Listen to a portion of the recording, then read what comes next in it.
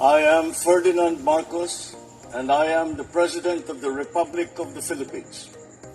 I stand today on behalf of 110 million Filipinos. Everyone, hello universe, it's me again. Shoutout sa inyo mga kababayan. Meron tayong upload videos, updates guys, tungkol dito sa mga senior citizen. Nakikita nyo yan?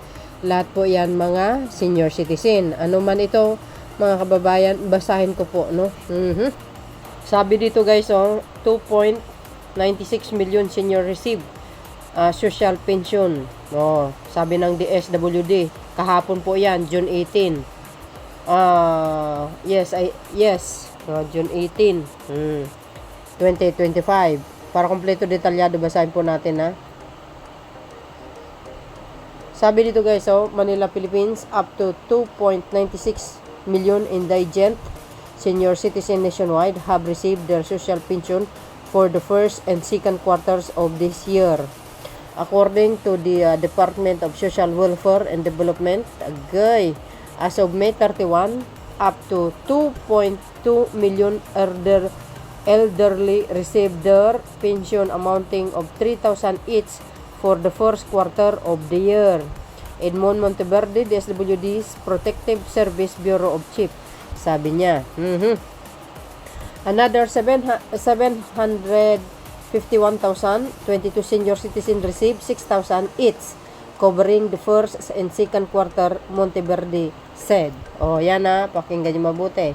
We want to ensure that our senior citizen, especially the indigent and vulnerable, are able to meet their basic daily needs through this support from the government, he said. So, sa mga nagtatanong na gustong mag-inquire mga kababayan, ay pumunta po kayo doon sa malapit na DSWD. Itanong nyo po doon sa mga senior citizen, mga beswa, ha? Tuloy. Republic Act 11916 or an act increasing the social pension of senior citizen provides that starting January 24, indigent senior citizen are entitled to a monthly stipend of the 1,000 from the 500 previously. Diba na-increase po yan nung last 2024. Dati 500 lang. Ngayon, ginawa ng Marcos admin, ginawang 1,000. Diba? Sana aakyat pa. Di natin alam guys. Sabi dito mga beswa, the social pension is given to eligible senior citizen who are frail, sick, or with disabilities and do not receive a pension from other government agencies. Ayan mga beswa. Through the help of local governments units, which is ang LGU, we are trying our best to release the social pension on time to help our grandmothers and grandfathers cope with their daily needs, Monteverde said.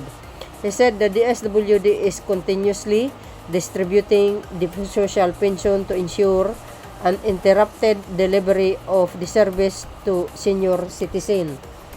Sabi po ng Philippine Star yan guys up to 2.96 million indigent senior citizen nationwide ito have received their social pension for the first and second quarter of this year according to the Department of Social Welfare and Development.